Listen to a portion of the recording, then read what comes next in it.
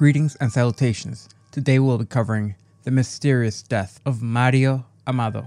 This case takes us back to the summer of 1992 and the tragic demise of Mario Amado, who was a 29-year-old United States citizen who met an untimely demise within the confines of a Mexican jail in Tijuana. What initially appeared to be a straightforward case of a man self-terminating soon would develop into a labyrinth of inconsistencies, suspicion, and doubt. On the fateful night of June 6, 1992, Mario Amado, along with his girlfriend Patty Griffin, arrived in the vibrant coastal town of Rosarito Beach. They were accompanied by Amado's older brother, Joe Amado, along with his fiancée, Debbie Larson. The two couples sought a break from their everyday lives in North Hollywood, California, and craving the allure and relaxation which Mexican beaches could provide, they crossed the border in order to achieve the carefree enjoyment they so desired. As the night unfolded and revelry filled the air, the group indulged in the very much needed winding down which the beach town provided. However, in the early morning hours, tensions arose as a heated argument erupted between Amado and Griffin, interrupting the serenity which had been achieved. Hours later, Joe Amado and Larson awoke to find their surroundings disturbed by the continued discourse between Amado and Griffin. However, as the day progressed, a semblance of tranquility seemed to return, with Amado displaying a countenance of contentment, as if the tempest that had so disturbed them had subsided. In the afternoon, Joe, along with his fiancée Debbie, embarked on a leisurely drive along the coastal roads, leaving Mario and Patty behind, and as luck would have it, their verbal sparring would once more commence. The tumultuous situation would catch the attention of a vigilant security guard who promptly would notify the police. Arriving at the scene at 4:30 p.m.,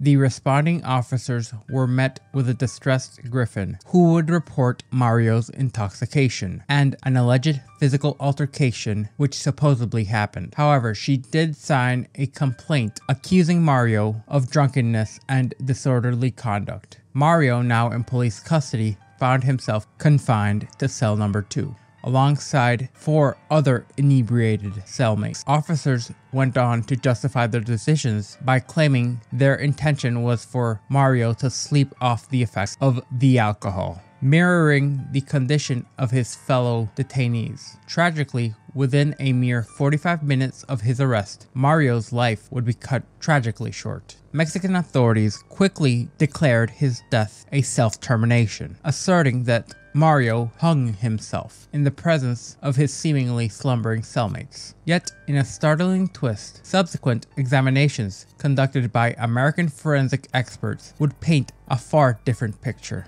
One would point to the possibility of foul play. A second and third autopsies would also reveal evidence which suggested a homicide, challenging the initial narrative and casting doubt on the official account of Amado's demise. Decades have passed since that fateful night, and the mystery of Mario Amado continues as it remains unsolved, with unanswered questions lingering ominously. Decades have passed since then, yet the case remains unsolved. As the quest for truth presses on, unanswered questions leave a long shadow over the memories of the tragic event. It must be noted that following the altercation between Mario and his girlfriend Patty on the early morning hours of June 6, 1992, a ripple of tension had spread throughout the group. Yet, when Mario's older brother Joe and his fiancée Debbie Larson returned, they found the condo vacant. As bewilderment settled in, they discovered that the spare key, which had customarily been hidden beneath the welcome mat, had disappeared. Later, their inquiries would reveal that a heated argument had taken place between Mario and Patty, which left a trail of concern in their wake. Debbie, determined to unravel the truth and get to the bottom of things, ventured through a window into the condo. This was when 4 Tijuana police officers arrived, seeking Patty Griffin and supposedly making no mention of Mario Amado's arrest. Joe Amado and Debbie Larson, sensing something was amiss, suggested that the officers might find Griffin in the nearby bar, which eventually would lead to a series of events that would further deepen the mystery. The scene, which would be witnessed by a watchful Debbie Larson, unfolded with a puzzling urgency. Hours later, detectives at the condo would deliver the devastating news to Joe Amado, the revelation of his brother's tragic death. Shocked and surprised, Joe Amado was led to identify his brother's lifeless corpse, only to discover some rather unsettling discrepancies, which raised doubts and contradicted the official narrative surrounding the incident. According to the Mexican police, Amado's intoxicated cellmate supposedly alerted the guards at 5:15 p.m., a mere 45 minutes after his arrest, claiming that Amado had self-terminated. However, as the investigation deepened, the testimonies of the 4 cellmates began to paint a conflicting picture. All of them claimed to have been asleep and unaware of any suspicious activity, and Joe's later visit to the morgue intensified his skepticism. Presented with 4 photographs of his brother's lifeless form, he would confirm the identity, yet he noticed the glaring absence of his shirt. This observation contradicted the Mexican detective's assertion, leaving Joe Amado unconvinced of the official explanation. Adding further fuel to the fire, later, Joe Amado, along with his sister Dolores Amado, raised some rather disturbing allegations concerning the very identification of Mario's body. They contended that the Mexican authorities had intentionally mislabeled his body as Vicente Amador on the toe tag, speculating that it was a calculated attempt to discourage identification and pave a way for the cremation of the remains, potentially eradicating any evidence of foul play. During the victim's time in jail, the officers present vehemently denied any misconduct, the Mexican officers insisting that he had self-terminated. It seems that after Amado's tragic death, the Mexican authorities failed to fulfill their obligation to inform the U.S. Embassy, violating standing international agreements. It was through newspaper reports that consulate officials would even find out about Amado's demise. Despite the questionable circumstances surrounding Amado's passing, Mexican authorities adamantly refused to release his body until an autopsy was completed. The official cause of death was listed as lack of oxygen to the brain, attributed to Amado self-terminating. With the case swiftly closed, Dolores Amado managed to persuade Mexican authorities to relinquish her brother's gray pullover sweater, the very item which was purported to have been used in his alleged self-termination. Joe Amado would later hand said sweater to the FBI for a thorough analysis and testing. Amidst growing suspicion of foul play, Joe Amado would go on to seek assistance from California Congressman Howard Bierman, who would embark on his own investigation. Bierman would even go as far as to be interviewed by the show Unsolved Mysteries, during which he would express his skepticism, stating the Mexican authorities confirmed the report of the jailers in Tijuana that Mario Amado had hung himself with his own sweater. This is one of the oldest excuses for a jail murder, that the prisoner hung himself. As Amado's body was repatriated to the United States, his grieving siblings enlisted the expertise of Dr. Richard Stiegler, a renowned Los Angeles pathologist, to conduct a second autopsy on June 12, 1992. After his autopsy, Stiegler made a startling discovery. 3 cups of blood were found in the liver capsule, a finding which was corroborated by the Mexican coroner. In his report, Stiegler noted that there is strong evidence for a blow to the upper abdomen. Such a blow resulting in a hemorrhage would produce shock, during which the victim would not have been able to hang himself. In August 1992, Stiegler would officially submit his autopsy report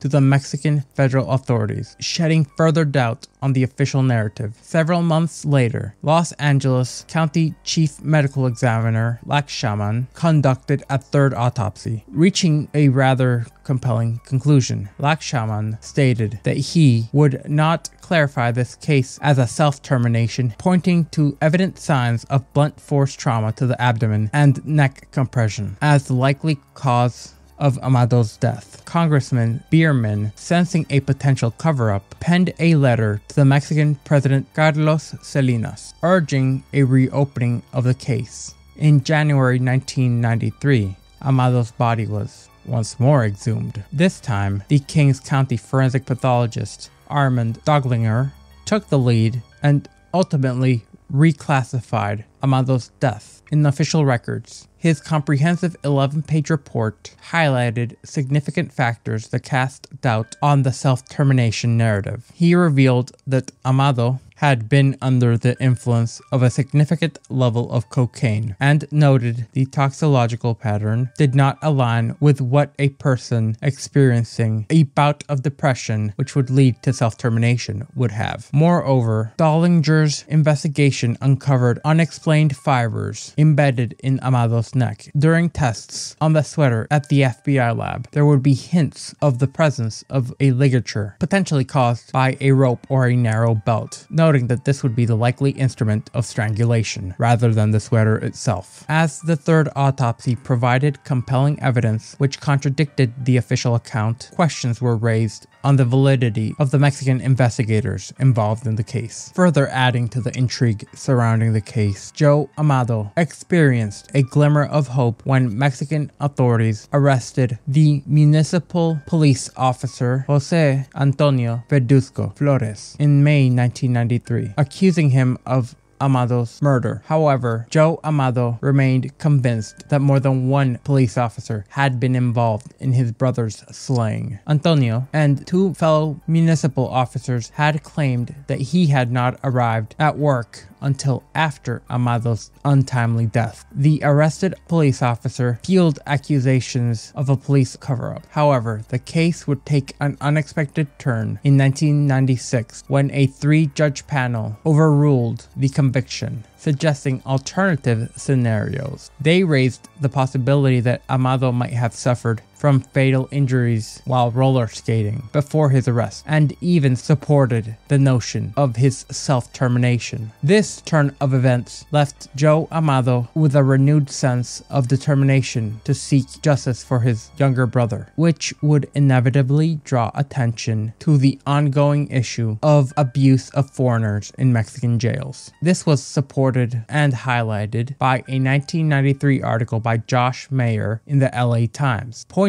to the larger problem and reporting that the U.S. State Department documented more than 977 arrests of Americans by Mexican authorities alone in 1992. Disturbingly, out of these, 76 reported cases of mistreatment, primarily occurring during the interrogation or detention, and there were 13 protests lodged by U.S. officials. It was noted that 3 other Americans had tragically and suspiciously died under mysterious circumstances in Mexican jails between 1992 and 1993, which aligned with the suspicions of Mario Amado's family. Over time, other U.S. citizens would meet similar fates while in Mexican custody. This included David Garcia, a U.S. Army veteran who had relocated with his wife and children to Tijuana, where they sought a more affordable lifestyle across the border. Garcia, who had a history of alcohol-related crimes, had been honorably discharged from the Army and was arrested by Tijuana police on July 23, 2003. From the confines of La Mesa jail, Garcia managed to make a distressing call to his sister, Ana Cantero, informing her of his arrest for possessing a weapon. Garcia urgently requested his sister to notify his wife so that she may bring him clothes and money while he awaited arraignment. Garcia relied on sporadic calls that he was able to make to his sister throughout September and October of 2003 in order to inquire if she had successfully delivered the message to his wife. Months would pass, and it wouldn't be until November 2010 2003 that Lori Garcia, David's wife, was finally granted a visit to her husband in jail. This visit required her to present 3 forms of identification and endured a prolonged wait for approval. The circumstances surrounding David Garcia's detention and subsequent events seemed to mirror patterns that had emerged with Mario Amado. However, where this case takes a surprising turn was after Thanksgiving Day on 2003, when David's sister was informed that he was ill with the flu and had supposedly received medical treatment from a prison doctor. After that phone call, all contact with David went silent, leaving Cantero increasingly concerned about his well-being. Growing desperate for answers, she would go on to reach out to the Tijuana embassy on March 1st, 2004. However, it took 2 weeks for the consulate employee to respond, and she had rather shocking news delivered to her. There was apparently no record of David's incarceration. Determined to uncover the truth, Cantero contacted the jail directly. Armed with David's booking number, however, much to her dismay, the jailer reiterated the consulate's statement, claiming that there was no record of her brother being held there. Realizing that something was gravely wrong, Cantero filed a missing persons report on March 16th, 2004, hoping that official channels would help shed light on David's mysterious disappearance. Days later, on March 19th, 2004, consulate officials would reach out to Cantero, informing her that they had located David and would be visiting him to advise him of his rights. However, the shocking revelation followed shattered Cantero's hopes. On March 24th, 2004, a consulate supervisor made a chilling phone call, revealing that David had been deceased since September 2003. The Mexican records shockingly indicated that he had no next of kin, despite his wife having visited him in jail, along with Cantero's present and past inquiries to the prison. Desperate for closure, Cantero was granted a haunting opportunity to view photographs of David's lifeless body in the morgue. Mexican officials claimed he had succumbed to a liver illness. However, his sister could not ignore the signs of abuse which marred his body, including bloodstains on his nose, swollen lips, bruises on his right arm, indicators of violence inflicted upon him. However, photographs deliberately omitted any view of the left side of David's body, where he bore his rather identifiable tattoos, a detail which only deepened the enigma surrounding his death. This seemed to mirror the treatment that Mario Amado had received from Mexican officials, once again violating international law by failing to report the incarcerated U.S. citizens' passing. Outraged by this blatant disregard, U.S. officials launched yet another official protest with Mexican authorities, highlighting the need for accountability and justice. It must be noted that attempts by consulate employees to locate David during their routine checks at the prison were met with even more shocking revelations. It was discovered that jailers had intentionally booked him under an alias, raising suspicions about deliberate attempts to conceal his true identity. Much as with the case of Mario Amado's death, there were intentional attempts to cause a misidentification by his family. The similarity in the two cases and the supposed attempts to have the families misidentify the remains has led to many reaching the conclusion that there is a greater conspiracy involved in these deaths. Unfortunately, other than the arrest of Jose Antonio, no further charges have been brought forth, either with the case of Mario Amado or David Garcia, and it is likely that those who perpetrated these crimes will never be charged. If you remained with me until the end, I thank you, and I do hope you stay tuned and subscribe for more content.